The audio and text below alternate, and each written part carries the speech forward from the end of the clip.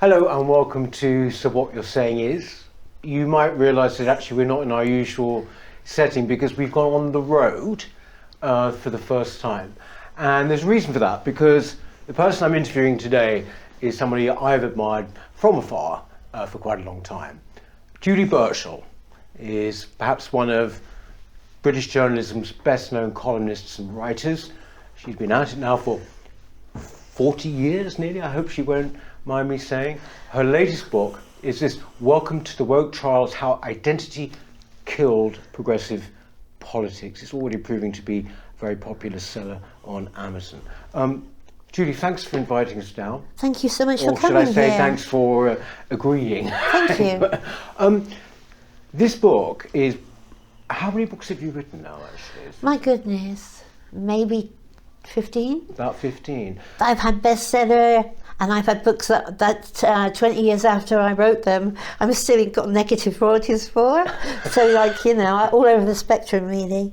But this one has been well received. I read a lovely review of this by Quentin Less. It's had one good review, right, which was brilliant. Yeah. I do feel it will probably be shunned by the rest of the newspapers, but I can't say I'm that bothered about it. No. I got to number 2 in political science, and for someone who left school at 16, I was very pleased. Yeah, but this is why would you be shunned with this book?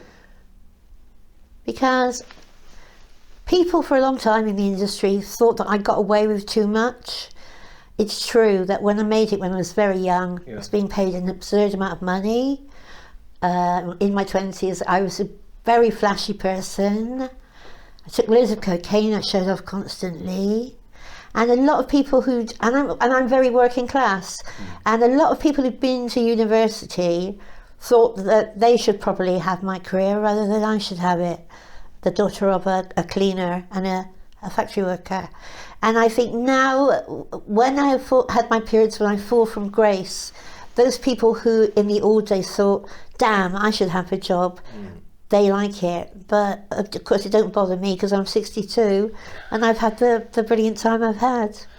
But you started writing at 17, isn't that right? Yeah, that's when I was first published, yeah. So, I mean, this sounds very, very, you know, sort of like highfalutin maybe, but was it a calling then? I mean, very few people at 17, I didn't know how to breathe at 17 really. How did you know why? It was like a hand came down and touched me. I remember when lots of people have careers in which they behave badly, like me, they can blame it on their parents. I had the most amazing parents, really happy childhood. I was a really lovely little girl, and then I remember reading an Oscar Wilde book, and I absolutely changed overnight. She was an absolute beast. I would be 13 and I thought, this is what I have to do. And at 13 I started to talk like a character from an Oscar Wilde book. When my mother would try and kiss me goodnight, I'd fend her off and I'd go, Father, I think Mother may have lesbianic tendencies. I was a 13-year-old kid. So yeah, I knew I was different and I had a call in. And luckily I got the job when I was 17. And that was with the New Music Express? When it was really good and very big. Yeah. They had so many applicants for the job. One was Sebastian Shakespeare and the other was Rod Liddell. Really? Yeah, and there were like 40,000 applicants. Good Lord. See, a lot of people wouldn't know actually the New Musical Express was a real power in the land. It was huge. Yeah. I meet people now from Australia who say they used to just sit there waiting for a 2-week-old copy of the NME to arrive. People now, you can stream and read everything online, don't understand how you had to work to keep up with pop then. I was reading about the DJ Jay Strongman, and when Anarchy in the UK came out, he had to travel through 2 towns to buy the record, and it's like medieval times or something. Yes. You mentioned actually in the book, I was reading it, that you were quite clear about not really wanting to go to university. You know, the reason I'm asking is that now a lot of people are actually making the decision, you know what, is this really worth it? But why did you not want to go? Because of the class I was from, because I was considered clever, it was presumed that I would go to university and become a teacher or something. Well, that was obviously the furthest thing from Oscar Wilde you can imagine. And I knew if I was corralled into further education, I might have some of my spirit taken out of me, my originality taken out of me, and yeah, it didn't appeal to me. So basically, after that, I would become a shoplifter. I already had a shoplifting empire, and so I probably would have gone on with that. But you pretty much work for most papers, haven't you? In as you used to call it, Fleet Street. Yes, oddly enough, one of my favourite papers to work for was The Guardian. Yeah, right. I had a great time there, and actually produced a book of my columns just for The Guardian. And I left The Guardian because when I asked for a rise, they said I could have a new sofa instead. Really? And I thought they weren't taking me seriously. And then I went to the Times, who bought me for 3 years like a footballer, but I was at the height of my drug period then. So halfway through, they paid me to go away. Yeah. Then came a few hungry years. Then I sold my Banksy. So I've never been poor. But you also wrote a novel which then got you an Emmy, didn't it? Oh my God, Sugar Rush. Yeah. Sugar Rush years were the great ones. That must have been around the year 2000, I think. Yeah. That was a fantastic time, yeah. I've had so much happen to me, but as I will admit, was addled with cocaine for 20 years. I don't remember a lot of it. You were you were known as the Queen of the Groucho Club, yes, the Groucho Club being the media club in Soho. I would say no. I was probably that sounds so. I did say that, but it sounds pretentious. I never had to join. I think I was their mascot. Yeah, right. They definitely did treat me like their mascot. But is that kind of, I mean, it feels, the Groucho Club media scene and journalists, it feels very much in a kind of English tradition, going way back. Is that still there? Well, we like to think we were like the Algonquin. That's what I've which seen, I think, looking back, we probably weren't. I mean, Toby was like shagging a Princess Diana look-alike in the billiards room, and other of us would be having sex in the toilets. It wasn't like the Algonquin. It was like a teenage gang with added cocaine. That's how I think of it. A very happy time, but we did get above ourselves, and we did have a much higher estimation of what cultural worth than. Well, actually, no. I mean, it sounds like I'm being ingratiating here, but you did start something, didn't you, as a group of you, called the Modern Review, which was really influential, wasn't it? Can you explain what that was? Toby Young, my friend, my best friend, was very, very highly educated. He got a double first at Oxford, but he was obsessed with Baywatch and The Simpsons. And I remember we were at a theme park one day, and I just looked at him and I said, "We'll start a magazine called The Modern Review. You'll be the editor, and we'll write about popular culture in a really intelligent way." Because people weren't doing that. Yeah. You had people like Pauline Kael, of course, in America, who would specialise in writing about films in a very popular way, and lots of American film critics. But in England, people were very snobby still. So I think we did make a real breakthrough in that we had people who been done very well at Oxford, like Toby. Tom Shone was our film critic, but we were interested in common things. But now it seems like pretty much mainstream, doesn't it? That people write about, Britney Spears in a serious newspaper and all of that. I guess now you put it that way, we were very influential. We were told by the man who began the culture at the Sunday Times that it was based exactly on the Modern Review. Toby says we were the victims of our own success. Yeah. But as our success at the most was 20,000 readers, I don't know how big that was. Wow. But no, it was an incredible time to be around, and I got into journalism at exactly the right moment. When you say that, what do you think of it now, journalism? I would not advise any young person with unconventional views to try to enter this profession. I think it reeks of nepotism. Bright working class kids like me or Caitlin Moran, we could not happen again because you have to have contacts. You have to be able to afford to live in London and not be paid as an intern.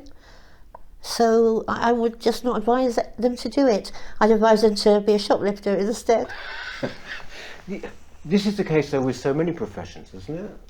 I mean, like I was in television for quite a long time, and that was the same thing. It used to have this classist feel about it. Not anymore. I think not anymore. Absolutely. I think it's very interesting that the rise of nepotism has gone alongside the rise of woke, because in theory, wokeism should be very much against privilege. Yeah. But it's almost like the working class can't be trusted to have nice things, including easy jobs that pay well. Do you think, Julie, the working class you came from in Bristol, do you think that working class is still there? It is. It's been marginalised, as the working class in Brighton has been. It's been moved further out. But it's still there. And I'm a very optimistic person, but I do think in the future there may well be a conflagration of the dispossessed working class and their new woke masters. I think there will be a big battle in the future at some point. I'm glad I had my fun when I had it. I do say in my book, young people today are so miserable that if rock and roll were invented today, it would be us old people out dancing to it and then trying to burn the records.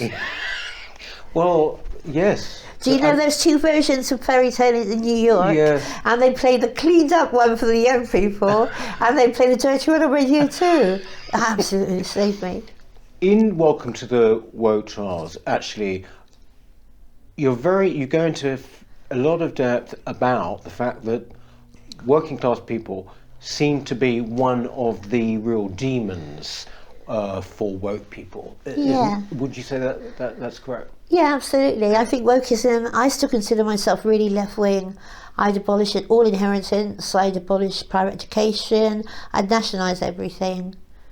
I do think wokeism, when we voted for Brexit, the liberal ruling class realised that they could no longer corral us when the Red Wall came down, and woke is an expression of contempt for people that cannot be controlled. But I would much prefer to have their contempt and be corralled by them. Yes. Because I think they're worthless people. Yeah. Do you think this thing, there's a trope that's taken hold now that woke is actually a power struggle and that it's about maintaining upper middle class power? Yes, utterly. Yeah. You think that? They can't say. I mean, the Fabian Society used to believe in eugenics. There's a very, very funny piece in the book when the wonderful firefighter and trade unionist Paul Emery, who was sacked for being pro-Brexit, he's at a Fabian Society talking about how he is pro-Brexit, and he gets heckled and he calls back, "What you're going to do is sterilise me." And there's always been an attempt to keep us down in some way, and woke is just the new way they're attempting to oppress working class thought. Yeah.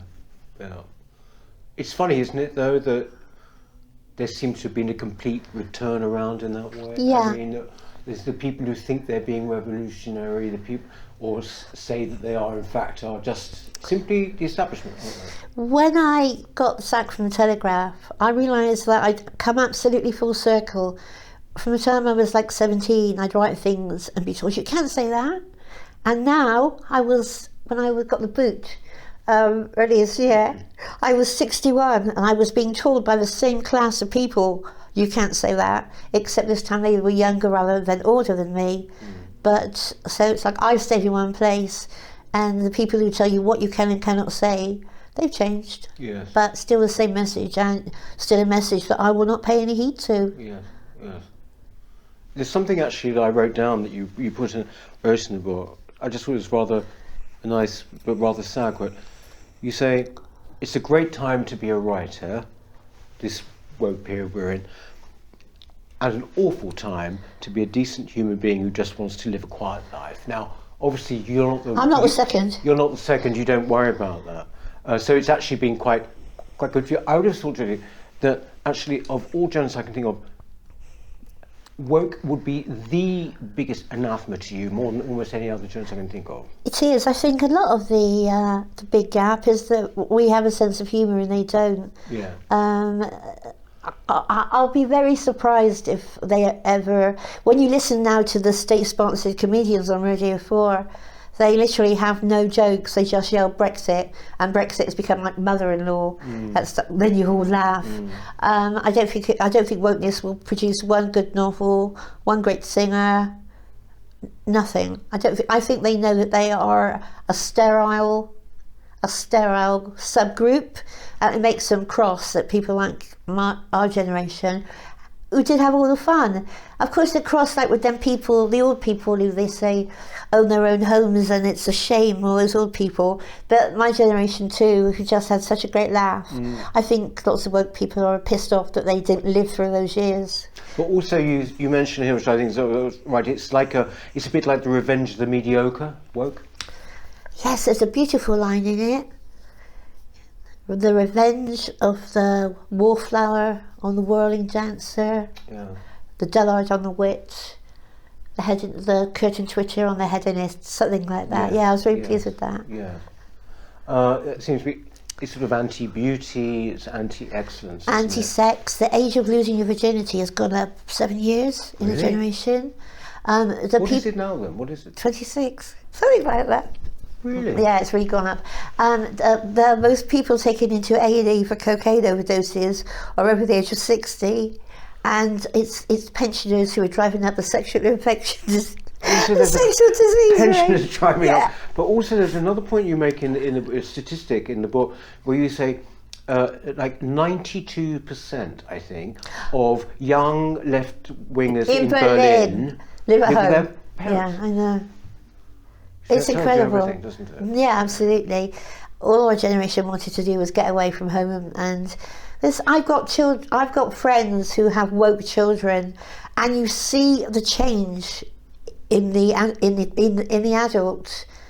They let their children bully them, and they are scared to say things in front of them.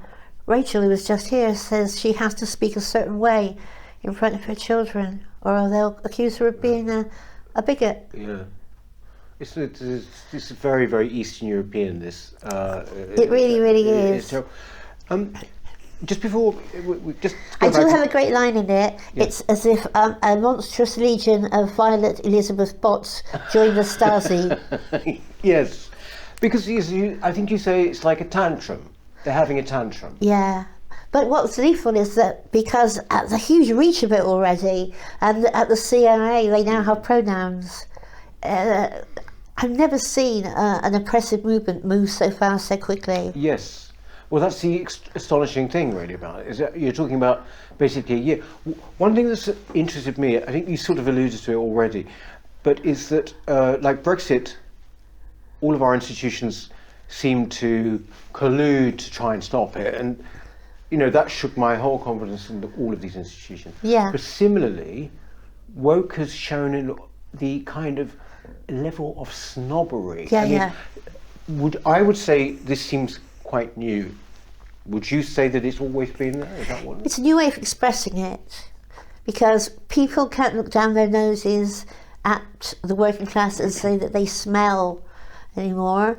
So they'll just say that they're gammons, or they voted because they voted for Brexit. It's a new way of attempting to control the working class, but there are many more of us. Look at me. Many more of us than there are of them, and of course that's always in the back of their minds. There's too many of us to make them shut up, as the Red Wall coming down proved, which must have given them a lovely nice shock. Yes. And they won't forget that in a hurry, because this is all. I think a lot of it is like with Brexit, for example. It was like, how dare you? Yeah. Actually, go again. It was a great act of insurrection. Yes. And then I remember everybody being really surprised that people like Morrissey and John Lydon were Brexiteers. What did you think they'd be? Middle of the road liberals. People can be so silly. I should explain, by the way, that some of the genesis of your new book does come out of what happened actually 7 years ago, before we really talked about council culture. Isn't that right, really? This is when you defended Suzanne Moore, wasn't it? Wow, that was 2013. That was when the trans thing happened for the first time. Yeah, the first chapter, I think, is about that. Well, can you just tell us what happened to you? For sure. Yeah. Suzanne wrote a column about she wrote an essay in a book, and it was about female anger. And she said, women are angry about everything now. We're expected to have the brains of an Oxford Don. Then she said something like the body of a Brazilian transsexual. Yeah. And she got the most terrible mobbing for this. Suzanne and I were very close in the past. Her 3 daughters are my godchildren. She had the police around, people saying, I know where your children go to school. And it made me see myself, I'm very impervious to criticism. My husband thinks I'm a sociopath, but I'm not. If someone attacks my friends, I'll see red. So I was on Facebook writing, involved in an argument about, Suzanne can say what she likes, she's a great writer. And then someone from the Observer saw it and said, would you do us a column on this? So I said, well, I'm going out now. They said, we'll pay you 3 times the usual rate. So I basically put together what I'd been saying on Facebook already, and it was published on that Sunday, and a huge congregation took place, was denounced in the House of Commons. Peace was You were denounced in the House of Commons? By a woman who got sacked for stealing stationery. They said, Lynn Featherstone. She got the boot for taking stationery. I sent you the book. Perhaps she identifies as W.H. Smith. So then I got pulled from the Observer, and I do remember the editor, John Mulholland, ringing me up and said, this doesn't make a bit of difference, of course you can still keep working for us. I basically didn't work for another. I was still working, I guess, for The Spectator and Spiked, but I didn't work for a newspaper for another, not till the Telegraph took me on, 5 years, really? I guess. It was a long time. Luckily, I had a Banksy, so I sold it. All right, okay. But people like to think, oh, I finally shut her up for good. But one journalist called me the bouncing bomb. The bouncing bomb, he said, once you think she's shut up, she'll come at you from another direction. Yeah. And that's what I am. You were in the book as well. You say, for example, you've got particular villains and heroes. And the Sussexes, the Duke and Duchess of Sussex, are the first couple of work, right? The grabdication is my word. The grabdication is basically like on the application. So who was doing the grabbing? So this was Meghan what? I think they were both perfectly ordinary people until they met each other, like Bonnie and Clyde or something. Yeah. I think sometimes people have a personality issue which can lay dormant, and they both appeared separately to be having a lovely innocent time by themselves, having fun. I think when they got together that maybe their family issues collided in a way which was infelicitous, and has made them into this awful, whining, self-pitying monster that they are. But it's the woke thing, isn't it? It's the kind of do as I say, not as I do, absolutely, isn't it? Yes, hypocrisy is a huge part of woke, as with climate change. There was famously a young Extinction Rebellion person who I write about in my book, who stormed out of a radio interview when the person interviewing him showed an Instagram from the past year, and I believe he'd taken 8 trips abroad, skiing and such on Instagram, and he'd said people should never fly unless it was absolutely necessary. So a lot of that goes on, and I've never seen as Jon Snow said about Brexit, I've never seen so many white people in one place as when you see those Extinction Rebellion things. One thing that struck me actually, is that, in fact, you allude to it in the book. This is pretty much up to date, but the thing is, this is relentless, isn't it? It's every day there's something new. I think at the very end you add a few more examples. Well, what was so funny about writing the book was that I'd go to bed every night, and I think this is almost verbatim. I'd go to bed reeling over the fact that chess was now racist, and wake up to find that Brum, the little car from a 90s TV show, was now racist. The book should have been easy to write, but it was like painting that bridge. When they paint it, they have to go back to the beginning again, because when you sort of couldn't get any sillier, and then the actor, Alan Cummings, said that brunch was... that's right. Brunch was racist. I don't know. Stunk of white supremacy. Nothing surprises me now. It's just remarkable. Which brings us to the point, right? I quoted, I think this is a kind of rough time to live in. You know, if you are not of your disposition, which is to take it on. What about the future? I mean, you know, you bring up at the end, you know, maybe there will be, I think you put it at the 11th hour, you know, some kind of fight back. But where do you see that coming from? I have no idea. Christopher Hitchens used to say that many movements were made up by a majority of silly people led by a minority of sinister people. Yeah. And if the silly side of woke rises quickly, then in the end it will all totally become a joke. If we have enough people say, like Don Butler did, that all giraffes are gay, then of course the whole edifice will come down. But if the sinister, if they do get a total grip on the culture, as it sometimes seems they will, then I don't know what's going to happen. I think there will be some sort of class war in the future. Luckily, I'm an old lady and I won't have to put up with it much longer. When you know, as a creative person, you know, we've interviewed, I remember Lionel Shriver, you know. She's my favourite writer. Yeah, and she was talking about this stay in your lane thing with novelists and all. She shouldn't write about, say, like a black, as she's a white American, or she shouldn't write a black character. And this is like the death of creativity. Absolutely. I just wrote a column for Spiked in which Eddie Redmayne has apologised for playing a trans person. I wrote in my column, I hope he's apologised to disabled actors for getting the Oscar for playing Stephen Hawking too.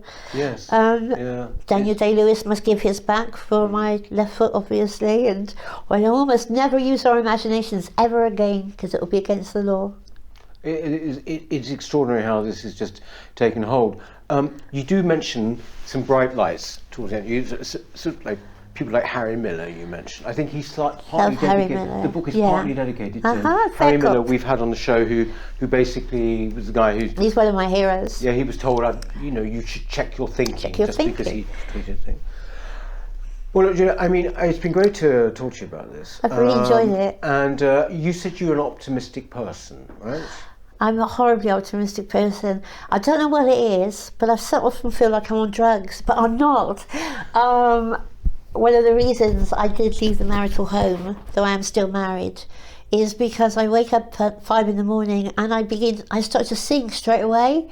And my husband's like, I don't want to wake people up, but I'm very, very optimistic. But I think the thing is, loads and loads of times people thought I was done, I was finished, they got rid of me. Each time I bounce back. I've got a musical in the Brighton Festival next year. Really? And I've wanted to write a musical ever since I was a child, but I took so many drugs so I didn't get around to it. So I'm totally excited about that. What's it about, the musical? It's called the Touchstone Triangle, and it's a sad story about a young lady that falls in love with a gay man, and then a lesbian falls in love with her. It's very Brighton. It's got some lovely songs in it, written by me and my composer Robin Watts. And so I'm really looking forward to that, because it was meant to be on 3 years ago. Then the COVID came along. Yeah. We won't go into COVID, Julie, actually, because probably require another hour, I imagine. But this is next year, is it, the musical? Yes, next spring. Now, look, when it comes to the book, welcome to the Woke Trials. Right, this can be got where? You can get it on Amazon. Right. But amazingly, I thought I would be shunned by the larger stores. But if you look on Waterstones or even WH Smith, it says they'll get it for you as well. Right. Though it has to come from America, so it has to be ordered. But you can get it on Amazon now. They've got a lot of stock in. Okay. Thank you, Julie. Thank you very much. I really enjoyed myself. Yeah, lovely. And all the very best with this. Thank you, Peter. Thank you. Thank you for not mentioning my voice. Thanks, Julie. That's it for So What You're Saying Is this week. So we shall see you probably in the studio again next time. Hello. If you're enjoying the New Culture Forum channel and you believe in our mission, may I invite you to join our membership scheme at the link below or on our website, newcultureforum.org.uk. Our work is more important now than ever, and we have great plans ahead for the future, but we can't do it without your support. From as little as £3 per month, you can help ensure that we continue on our mission. As a member, you'll receive a range of benefits, including access to exclusive content, invitations to our private events, including here at our studios, free copies of our books, and much, much more, including, of course, our famous NCF mug. If you aren't able to become a member, then please help us by clicking this button and subscribing to our channel. It's completely free. Just remember to also click the bell icon so that you can get notifications when we post new videos. Thank you.